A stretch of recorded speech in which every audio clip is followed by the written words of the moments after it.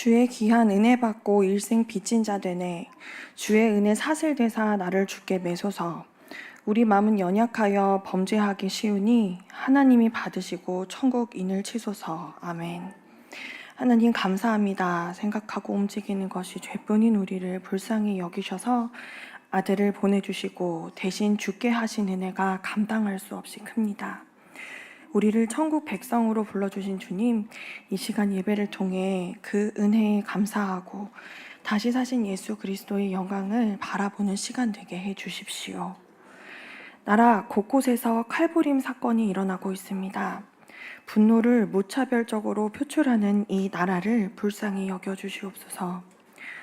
무엇보다 피해로 인해 어려움 당하는 자들을 살펴주시고 범죄에 합당한 처벌이 내려져서 함부로 모방범죄가 반복되지 않게 해 주십시오.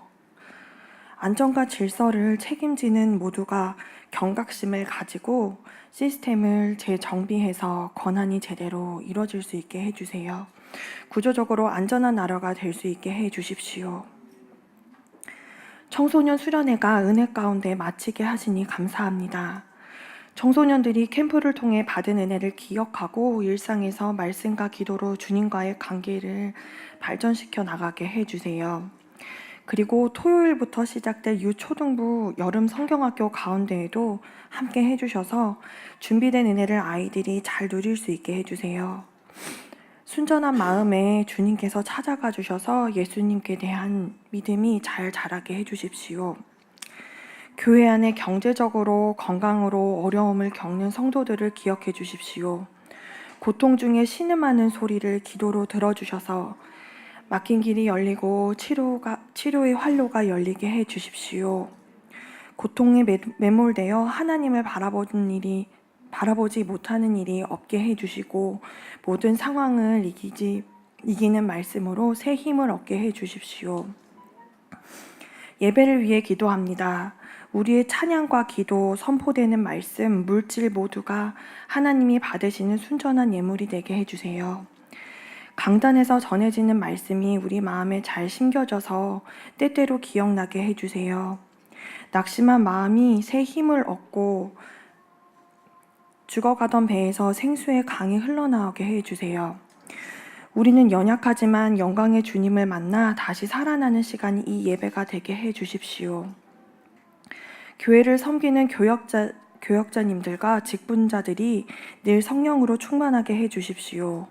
곳곳에서 섬기는 성도들의 손길을 통해 교회가 세상의 빛으로 아름답게 세워지게 해주셔서 불신자들이 보기에도 흠모할 만한 모임이 되게 해주십시오.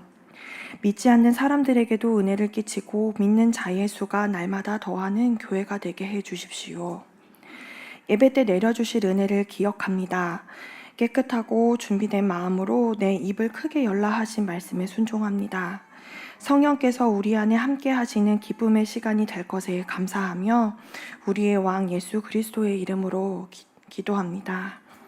분들의 두 번 계셔서 두 번 설교하고 나니까 한 달이 지나가고 이제 세 번째 3장 민수기 3장을 설교하게 되었어요. 우리는 민수기의 책을 광야의 책이라고 하는데 애굽에서 홍해를 건너서 탈출을 하고 그리고 약속의 땅 가나안 땅에 들어가는 그 40년의 여정을 이스라엘 백성들이 하나님과 어떻게 동행하였는가 하는 면에서 광야의 책이에요. 이 말은 여러분 좀 깊이 생각해 볼 여지가 참 많은데 저와 여러분은 구원을 받고 약속을 받으면 그 사이에 다 행복하고 모든 일이 다 잘 될 것이다 이런 생각들을 가지고 있잖아요. 그런데 그 사이에 광야가 있다는 것은 구원을 받고 난 뒤에 약속의 땅에 들어가기까지 우리의 삶에 이런 고난은 반드시 통과해야 한다는 거예요. 바울은 이것을 이렇게 표현했습니다. 너희가 믿어서 그리스도를 아는 것도 은혜이고 또 고난도 받도록 은혜를 주셨다. 그래서 예수를 아는 것과 고난이라고 하는 두 가지의 은혜를 우리에게 말씀을 하셨어요. 여러분, 저와 여러분은 믿음을 가지면서 다들 믿음 가지면 이런 어려움은 없을 거야 라고 하는데 대부분 어려움들이 다 있습니다. 그것을 이상하게 여기지 않고 삶을 살아가며 그것을 통하여 오히려 그리스도를 알아가고 또 우리들의 약속이 무엇인지를 깨닫는 그런 자리에 저와 여러분이 있습니다. 사실 이 광야의 생활을 하면서 늘 묻는 것이, 우리 민수기 1장 2장을 보면 사람을 헤아리고 난 뒤에 인구 조사를 하고 난 뒤에 그들의 진을 배치하였잖아요. 3장에도 레위인들의 숫자를 파악하고 나면 이 진을 또 배치를 해요. 이 말의 뜻은 항상 이들이 이 여정을 걸어갈 때, 광야의 삶을 살 때 하나님 중심으로 사는 것이다 하는 것이 사실은 민수기의 주제예요. 하나님 중심으로 어떻게 하면 살 수 있을까? 분명 우리가 다들 신앙생활 어떻게 하기를 원하세요? 물으면 다 하나님 중심으로 해야죠. 교회생활 어떻게 하기를 원하세요? 하나님 중심으로 해야죠. 다 이야기는 해요. 그런데 하나님 중심으로 생각하는 것이 자기 생각일 수 있죠. 그러니까 하나님이 중심으로 살아야 됩니다라고는 말할 수는 있는데 생각하는 방식이 자기 방식일 수 있다는 거죠. 그래서 어떤 사람들은 예를 들어서 신앙생활 하는 데 있어서 삶의 어려움이 찾아오면 찬양이 중요합니다라고 말할 수도 있어요. 또 어떤 사람은 기도가 중요합니다. 아니면 어떤 사람은 헌금하는 것이 중요합니다. 또 어떤 사람들은 그냥 주일 예배 지키는 것만 해도 중요한 것입니다. 다 부분적으로 맞는 이야기입니다. 그런데 민수기는 이런 방식으로 말하지 않고 놀랍게도 이스라엘 백성들을 진을 구축을 해요. 그럴 때에 어떻게 하나님의 법궤를 쫓아가야 할 것이며, 또 머물고 서 있을 때는, 한 장소에 머물 때는 어떤 방식으로 너희가 머물러야 하는지, 그 진을 배치하는 것을 가지고 하나님 중심으로 산다라고 하는 것을 우리에게 말하고 있어요. 사실 저와 여러분이 광야의 삶 자체가 어려운데 그곳에서 또 하나님 중심으로라고 하는 이 말들을 그대로 순종하는 것은 결코 쉬운 것은 아니지요. 그런데 민수기는 왜 이렇게 광야의 어려운 삶 속에서도 하나님이 진을 배치하라고 하시고 또 하나님이 그 배치된 진을 따라서 살아가도록 우리에게 말씀하실까요? 다시 말해서 내가 중요하다고 생각하는 어떤 포인트가 아니고 하나님이 배치하라고 하는 방식으로 살아가도록 하신다는 거예요. 그런 눈으로 본다면 이스라엘 백성들은 항상 하나님 중심으로 살고 있기 때문에 제일 가운데에 하나님의 언약궤가 있는 성막이 있고, 그 다음 두 번째 서클에는 레위인과 제사장들이 그 성막 주변에 배치되어 있고, 마지막에 지파들이 배치되어 있어요. 크게 보면 세 개의 이렇게 서클로 되어 있는데, 이것이 하나님이 원하시는 하나님 중심의 삶임이 틀림이 없습니다. 그런데 우리가 한 번 더 이 본문을 민수기 1장부터 이렇게 본다면, 우리가 1, 2장에서 지파들을 배치했다면 3장, 4장에서는 레위인을 배치하는데, 오늘 3장에서는 레위인들을 왜 이렇게 두 번째 서클에 배치하는가 하는 그 목적을 잘 설명을 하고 있고요. 4장에는 실제로 각 레위 지파들 세 자녀가 짐을 나를 때에 그 성막의 짐들을 무엇을 지고 날라야 하는지 설명을 하면, 이동할 때를 설명을 해요. 이 3장에서는 인구 조사하는 기준을 이야기하면서 왜 레위 지파들을 하나님이 택하였는가 하는 것을 설명을 하고 있습니다. 마음속으로 하나님 중심으로 산다는 게 무슨 말인가 하는 것을 생각하면서 이 설교를 들으면 훨씬 수월할 것이라고 생각이 됩니다. 먼저는 이스라엘 백성들을 보면 나머지 레위 지파를 제외한 나머지 지파들은 20세 이상의 싸움에 나갈 사람들을 다 헤아렸지만 이 레위 지파만큼은 싸움과 전혀 관계가 없습니다. 태어난 지 한 달 된 남자아이들을 기준으로 다 인구 조사를 했어요. 그 이유는 이 레위 지파들을 택하는 이유가 6절부터 10절까지 말씀에 있기 때문입니다. 우리 6절부터 10절까지 말씀을 읽으시면서 하나님께서 왜 레위 지파를 세우는지 한번 보도록 하겠습니다. 같이 읽습니다. 레위 지파는 나아가 제사장 아론 앞에 서서 그에게 시종하게 하라. 그들이 회막 앞에서 아론의 직무와 온 회중의 직무를 위하여 회막에서 심호하되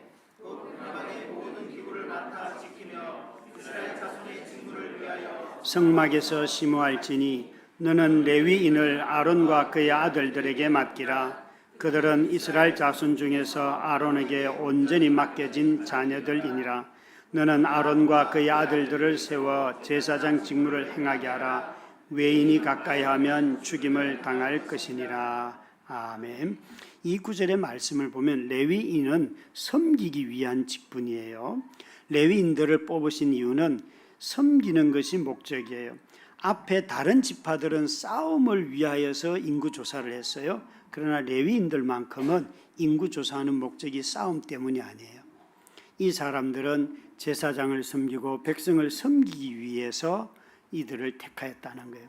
이건 굉장히 중요하죠. 우리 그리스도인들도 하나님께서 우리를 부르실 때에 특별히 교회 안에서 일들을 섬기는 일로 부르실 때 그 이유는 바로 섬기기 위함입니다. 그건 저도 마찬가지 우리 모두가 다 모든 직분자들, 장로님들, 권사님들, 안수 집사님들, 교사들, 리더들 전부 다 똑같은 목적입니다. 이것은 섬기기 위함이라는 거예요.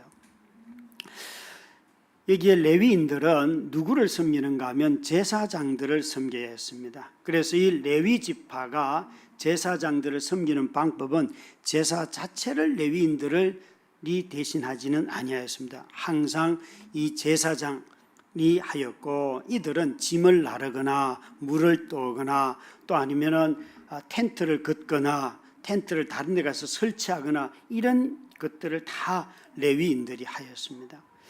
이 일은 굉장히 사소하게 보이지만 각자 맡겨진 일들을 보면 굉장히 사소하게 보일 수도 있습니다. 그러나 그것을 다 합쳐놨을 때 그들 각각의 부르심을 통하여서 놀랍게도 하나님이 거하는 처소가 만들어졌습니다. 사실 이들이 허락받지 않은 사람들이 그 짐을 들거나 또 허락받지 않은 장소에 들어가면 그 사람은 죽임까지 당하는 엄청난 일을 이스라엘 백성들은 경험해야 합니다. 우리 모두는 다 사실 하나님을 섬기다 죽는다는 말들을 잘 하지 않아요. 그런데 만약 여기 있는 이 민수기 3장 10절 말씀처럼 외인이 가까이 하면 죽임을 당할지니라 라고 말한다면 사실 어떤 직분을 맡는 것은 굉장한 두려움이 될 수가 있어요. 그것은 가장 하나님에 의하여서 죽음에 쉽게 죽을 수 있는 자리가 오히려 직분의 자리가 될 수 있기 때문에 그렇죠. 그런 점에서 이스라엘 백성들은 이 일을 하면서 결코 소홀히 또 무리하게 할 수가 없었습니다. 이 레위인들이 제사장을 섬기는데 우리가 알고 있는 솔로몬의 1000번제, 솔로몬이 1000번 드린 게 아니에요. 이렇게 제사를 할 때에 레위인들이 돕기 때문에 제사장과 레위인들이 그 1000번제를 대신하는 거예요. 그런데 우리는 마치 솔로몬이 1000번제를 드리나 그러니까 솔로몬이 1000번을 드려서 그 정성을 드려야 된다고 해서 늘 우리는 1000번 정성을 이야기를 하는데 그 제사장들이 자기 역할들이 있고 레위인들이 그 제사를 대신하는 거예요. 그런 눈으로 보면 우리 자신들이 한 사람의 정성을 다 해서 1000번이 아니고 각각에 맡겨주신 그 부르심 그것을 정성스럽게 하는 것이 바로 성경이 말하는 섬김의 태도예요. 그래서 교회에서는 어느 한두 사람이 일을 주관해서 안 되는 이유가 하나님이 그 크신 하나님을 섬기는 일에 각각의 사람들을 다 부르시기 때문에 그렇다는 거죠. 우리는 섬김을 위하여 하나님이 부르시는데 제가 가끔 또 직분자들에게 자주 하는 말 중에 하나가 참 교회에서 섬김을 하다 보니까 교회만큼 고급 인력을 함부로 쓰는 데가 없다. 그런 이야기를 자주 합니다. 여기에 정말 배움이 어마어마한 사람들이 굉장히 많은데 저는 그런 분들을 아주 중요한 자리에 쓰는 걸 본 적이 별로 없어요. 그냥 청소하고 아까 이렇게 학군에서 16개의 하우스라고 했는데 집을 좀 내주세요. 그러면 그거 얼마나 불편해요. 이 더운 여름에. 그런데도 불구하고 그 아파트에 소음도 있고 한데도 불구하고 그걸 또 기쁘게 내주고 잘 준비하고 이런 걸 보면서 야, 참 우리가 차라리 그냥 펜션을 빌려줄 테니까 그리 가세요 이렇게 말할 수도 있잖아요. 근데 우리 성도들이 그러지 아니하고 그 16개의 가정으로 흩어지는 일들에 자신의 삶과 가정을 이렇게 열어주시는 것을 보다 보면 너무 감사해요. 여러분, 교회 봉사일 할 때 우리 사역자들 외에 유급이 없잖아요. 그 어마어마한 시간들을 다 내면서 하고 하는데 정말 최고급 인력들을 가장 보잘것없는 일에 쓰는 데가 교회다. 저 자주 그 생각을 정말 해요.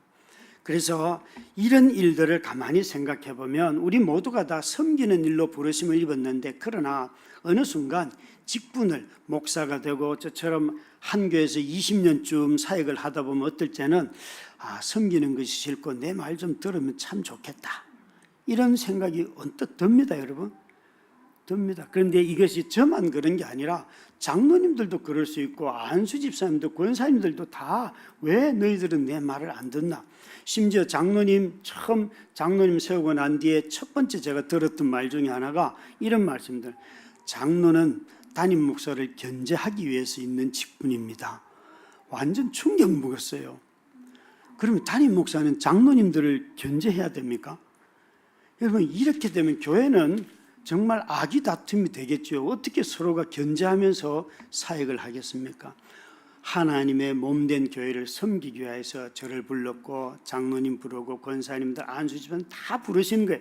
우리가 생각할 것은 이 일을 통하여서 누가 중요한가 아닌가가 아니라 하나님이 불러주신 방식대로 섬기는 것이 먼저이죠.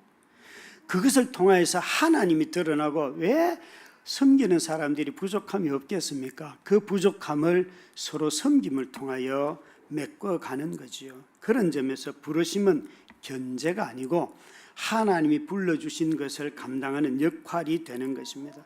자꾸 우리가 어떤 직분을 가지고 견제를 이야기하면 그것은 여러분, 이 부르심을 잊기 때문에 그렇습니다. 부르심을 기억하더라도 자기 방식으로 기억하기 때문에 그렇습니다. 정말 장로됨이라고 하는 것은, 또 목사라고 하는 것은 결코 다른 사람들을 부리기 위함이 아닙니다. 또 누군가를 위협하기 위함이 아닙니다. 이건 다 섬기기 위한 그런 직분인 것입니다. 그런 점에서 모든 직분을 맡은 사람들은 자신이 맡은 역할이 사소해 보이지만 그 사소한 일을 성실하게 감당할 때 성경은 충성스럽다, 이렇게 말씀하고 있는 것입니다. 중요한 일을 아주 중요하게 얘기하는 것이 아니라 하나님이 우리를 불러주신 방법대로 그 일들을 잘 섬기는 것, 그것을 충성이라고 하는 것이지요.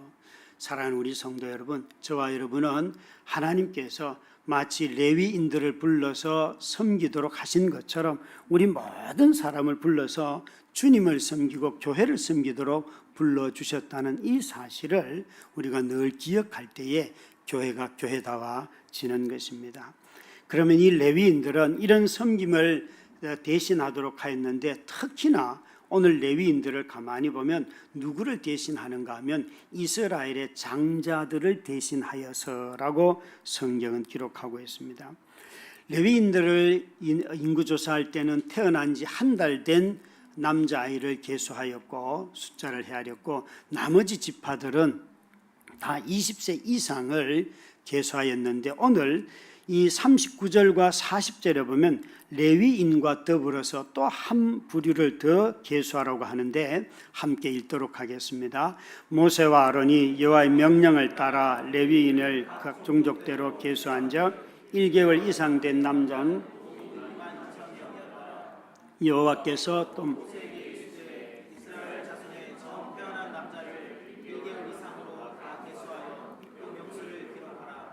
이 39절은 레위인을 인구조사하는 거라고 한다면, 40절은 이스라엘의 첫 번째 태어난 모든 장자들, 마지를 다 계수하는데 똑같은 방식으로. 그래서 이 둘은 연관이 있습니다.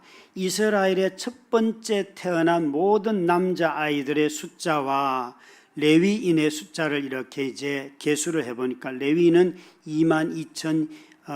22,000명이라고 하였는데, 사실은 여러분 앞에 읽지는 않았지만 3장 14절부터 39절 37절까지의 말씀을 거기에 나오는 게르손이나 고핫 자손이나 머라리 자손에 계수된 숫자를 다 더하면 22,300명이 나옵니다. 성경에 기록되는 22,000명이 아니고 22,300명이 나와요. 그리고 나머지 지파들의 장자 한 달 된 모든 남자아이를 계수했을 때 22,273명이 나와요. 성경은 그 숫자가 273명이 적다고 했는데 실제로는 더해보면 더 많습니다. 그래서 사람들은 이 숫자가 왜 이렇게 달라졌을까? 여러분, 성경은 고대 언어예요. 오래된 거예요. 그래서 이것을 적는 그런 필사자들이 틀릴 수도 있다. 오류가 있어요. 그리고 어떤 사람들은 여기에 특별히 고핫 자손을 헤아려보면 8,600명인데 이 6이라는 단어와 3이라는 단어가 발음이 L자 하나가 딱 들어가는 새 차이가 밖에 없어요. 그래서 이걸 넣으면 600명이 되고 이걸 빼면 300명이 되는 그 하나의 차이가 있어요. 그래서 읽을 때에 의도적으로 어떤 사람들은 숫자를 맞추려고 이거 8,600명이 아니고 8,300명으로 읽어도 됩니다. 이렇게 해석을 해요. 제가 지금 이렇게 성경을 이야기하니까 어떤 분들 중에 성경에 1.1획이라도 틀리지 않는데 그걸 틀린 거 아닙니까? 이렇게 말씀하세요. 성경이 말하는 1.1획이라고 할 때 그것은 여러분 모두 우리가 가지고 있는 모든 성경은 다 번역본이에요. 원본은 없어요. 원본은 다 전달하는 과정에서 다를 수가 있습니다. 이단 중에 이런 이단이 있습니다. 킹 제임스 버전만 유일한 성경이다고 말하는 여러분 킹 제임스 버전도 이거 15세기에 나오는 성경이에요. 그거 틀린 번역 많아요. 그런데도 불구하고 그것만이 유일한 성경이라고 말하는 그런 이단들도 있어요. 성경은 여러분 이것이 1.1획 우리의 신앙생활과 구원의 삶을 사는데 결코 틀림이 하나도 없는 것이 하나님의 말씀입니다. 우리는 원본은 없지만 원본만큼은 오류가 없을 것이다. 이렇게 보수적인 신학자들은 성경을 권위를 인정을 합니다. 그러나 번역본들은 여러 모양으로 다 오류들을 갖고 있는 것입니다. 이 본문에 나오는 이 숫자보다도 더 중요한 것은 놀랍게도 이 인원 계수를 하여서 왜 이렇게 장자들의 숫자와 레위인의 숫자를 맞추고 레위인의 숫자가 적으니까 돈으로 성전세 5세겔을 가지고 나머지 숫자를 헤아려서 값을 지불하고 있죠. 그러면서 오늘 쓰고 있는 말이 대신에 내지는 속전이라는 말이 나왔어요. 속전이라는 말은 아주 중요한 단어입니다. 값 주고 샀다는 뜻입니다. 레위인은 누구인가 하면 하나님이 자기 백성들을 값 주고 산 것을 상징하는 그런 대표성을 가지고 있어요. 이것은 여러분 우리가 이 읽었던 3장 12절 13절 다시 한번 보시기 바랍니다. 이 속전이라는 단어는 너무 중요한데 언제 쓰인 단어인가 하면 같이 읽습니다. 보라, 내가 이스라엘 자손 중에서 레위인을 택하여 이스라엘 자손 중에 태를 열어 태어난 모든 마지를 대신하게 하였은즉 레위인은 내 것이라. 처음 태어난 자는 다 내 것이면 내가 애굽 땅에서 그 처음 태어난 자를 다 죽이던 날에 이스라엘의 처음 태어난 자는 사람이나 짐승을 다 거룩하게 구별하였음이니 그들은 내 것이 될 것임이니라. 나는 여호와이니라. 아멘. 놀랍게도 하나님께서 이스라엘 백성들을 너희는 내 것이다 라고 할 때가 언제였는가 하면 23절 말씀에 있는 대로 애굽 땅에서 그들이 유월절을 지킬 때 짐승의 피 가죽을 바른 집 문지방은 지나가고 그 집은 살고 애굽의 모든 장자와 가축의 초태생은 다 죽이는 그 구원의 날을 떠올리면서 이 레위인들은 무엇을 지칭하는 것인가 하면 이스라엘이 다 내 백성이고 내 소유인데 이 레위인을 볼 때마다 너희가 기억할 것은 우리가 하나님의 소유고 하나님의 백성이라는 것을 기억하라는 거예요. 여러분 창조하시고 난 하나님이 이렇게 말씀하시지 아니하였습니다. 하나님의 형상으로 지어졌다고 말하였습니다. 그런데 놀랍게도 애굽에서 자기 백성을 구원하신 하나님은 이렇게 말합니다. 이 백성은 나의 소유다. 우리가 인간으로 하나님의 형상으로 모두가 지어졌을 수는 있지만, 모든 인간은 다 하나님의 형상으로 지어지지만 그 사람들이 다 하나님의 소유, 하나님의 백성은 아닙니다.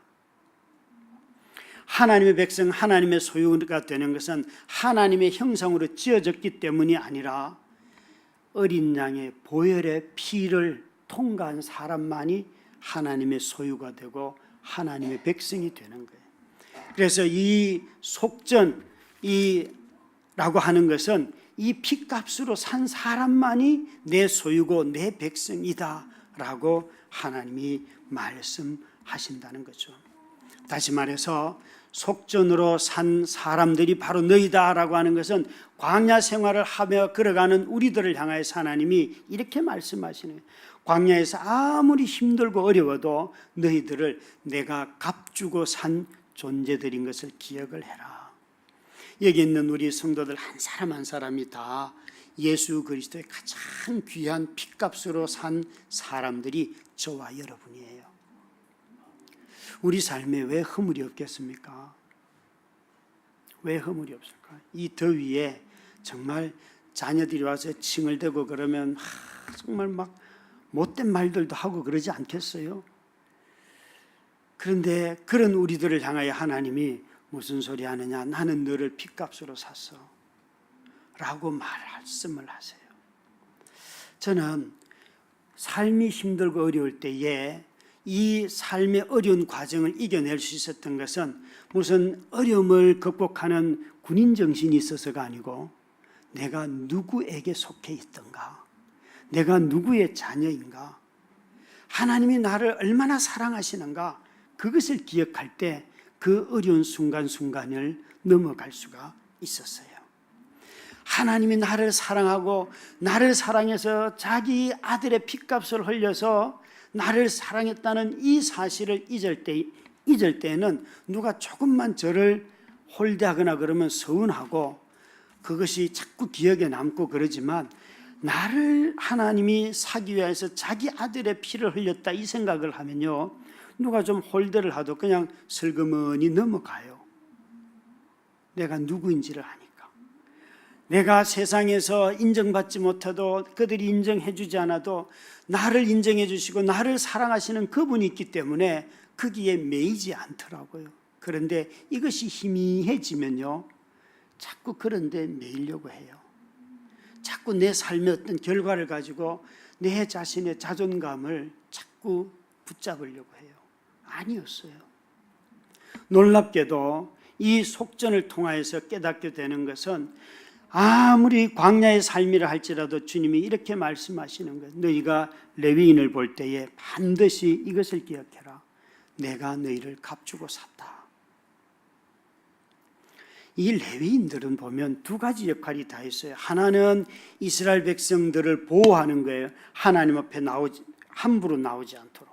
함부로 나오면 다 죽기 때문에. 그래서 이스라엘 백성들이 또 짐승이든 누구든 나오면 다 죽는 거예요. 근데 그들을 보호하는 거예요. 다시 말해서 하나님의 진노하심을 막아서는 존재들이 있었는데 그게 바로 누구인가 하면 레위인들이라는 거예요. 레위인들. 너무나 놀랍지 않습니까, 여러분? 레위인들처럼 하나님의 진노를 막아설 수 있는 사람이 이 세상에 있을까요? 제사장도 이스라엘 역사를 보면 못 막았어요. 그렇죠? 오히려 제사장들이 다 하나님의 심판을 받지 않습니까? 선지자들도 못 막았어요. 그런데 하나님의 진노를 막은 유일한 한 분이 계세요. 그분은 참 제사장이면서 참 제물이신 예수 그리스도세요. 예수 그리스도는 하나님께서 참 제사장이면서 참 제물이 되셔서 우리 모두의 인생을 그분이 구원해 주셨다는 거예요. 여러분, 저는 이 이야기를 출애굽할 때를 얘기하는 게 아니에요. 지금 광야의 삶을 걸어가고 있을 때, 이 삶이 힘들 때에도 내가 참 제사장이면서 나를 위하여서 참 제물이 되신 그분을 의지하면 이겨낼 수가 있더라는 거예요. 그런데 그분을 잊어버리면 내 본성대로 하고 내가 하고 싶은 말 다 하고 내 욕하고 이렇게 살아가는 적절을 보게 돼요. 우리는 이 어려운 삶을 살아가면서 우리가 정말 예수 그리스도를 바라보아야지만 삶을 이겨낼 수 있다는 거예요. 저는 우리 젊은 자매들이, 특별히 결혼하여서 가정을 이루고 살아가는 우리 자매들이 언제 생기가 넘치고 활기가 넘치고 막 섬길래요 그러면 목사님 내가 해야죠 이렇게 말할 때가 언제인가 보면 자기 남편이 하는 일이 다 잘 되고 자식들이 모든 일이 다 잘 될 때는 막 어마어마한 능력이 나와요. 삶의 원동력이 막 거기서 막 나와요. 그런데 갑자기 남편이 뭐가 직장에 문제가 생기고 자식들이 문제가 생기면 어디 가고 없어요. 그냥 죽을 것 같아요. 근데 이건 형제들도 마찬가지예요. 형제들은 직장에 가서 인정을 받고 자기가 한 일들이 어떤 결과를 아프시 좋고 하면 막 굉장한 막 자신감을 갖게 돼요. 그런데 그런 일을 없으면 완전 죽을 상이에요. 막. 여러분 삶의 원동력이 어디서 나옵니까? 나를 사랑하고 내 삶이 힘들고 어려울 때에도 정말 나에게 진노하지 않고 나를 보호하시고 나를 죽음으로부터 건져주신 그 예수 그리스도, 그분을 생각할 때 우리가 삶의 원동력이 나지 않냐는 거예요. 참 긴 시간 동안 이런 묵상을 해봤어요. 오늘 이 본문에 보면 3장 1절에 보면 아론의 이야기가 나오는데, 아론은 4명의 아들이 있었지만 그 중에 2명이 그들이 성전에 불을 잘못, 향로에 불을 들고 들어가서 다른 불을 가지고 들어가다가 아들 2이가 그냥 하나님 앞에 예배하다가 죽었어요. 여러분, 이 아론은 그 이후에 제사장을 그만둔 게 아니에요. 그가 죽을 때까지 평생 제사장으로 사는데 4명의 아들 중에서 2명이 바로 성소에서 죽었는데 그 성소에 들어가고 싶을까요? 여러분 같으면 내게 아픔이 있고 가족을 잃은 그 장소에 다시 가고 싶을까요? 제가 이곳에서 저 문 뒤에서 어느 날 전기 찜질기를 안에 다리에 올려줬다가 그 찜질기가 불이 나가지고 안에 다리를 생사를 다 태우고 지옥불을 경험하게 했는데 저 문을 열기가 싫었던 때가 있었어요. 정말 여기를 옮기고 싶었던 개인적인 감정. 그러나 매일 여기 와서 가장 많은 시간을 여기서 보내야 될 때 그때 그 순간 초창기에는 정말 감당할 수가 없는, 그래서 너무너무 많이 내가 여기 왜 있어야 되나 라고 방황했던 적이 있었어요. 그런데 시간이 지나면서 내게 그 고통 속에서도 예수 그리스도의 나를 향한 사랑, 내 고통 가운데서 또 하나님께서 임재하셔서 내게 들려주셨던 그 내밀한 음성들, 이런 것들이 하나씩 늘어나면서부터 내 고통의 기억은 조금씩 희미해지고 그 사건 자체는 지우지 못하지만 이제는 그것이 제 감정에 어떤 영향도 끼치지 않는 데까지 이르게 되더라고요. 이 광야의 삶에서도 이전에 구원받을 때만 예수의 속전이 필요한 것이 아니라 매일매일 나를 향하신 하나님의 이 속전의 은혜가 흘러가기 때문에 우리의 삶을 광야 속에서도 살아갈 수 있다는 거예요. 사랑하는 성도 여러분, 저와 여러분의 삶의 원동력이 무엇일까요? 우리가 이 어려운 인생을 걸어가면서 무엇이 나를 다시 일어나 걷게 하고 다시 그분을 노래하게 하고 다시 성도들과 연합하여서 하나님의 몸된 교회를 이루며 살아가게 할까요? 이 레위인들을 볼 때마다 주님은 이렇게 말씀하시는 거예요. 너희들의 몸값을 위하여 진노하지 아니하고 자기 아들을 내어주신 하나님의 사랑을 기억해라. 그것이 너희 안에 중심이 될 때에 너희들은 삶을 이기고 광야의 여정을 지나서 약속의 땅에 다 들어갈 수 있다 말씀하십니다. 오늘 우리 모든 성도님들이 이 은혜가 가득하기를 주님의 이름으로 축원합니다.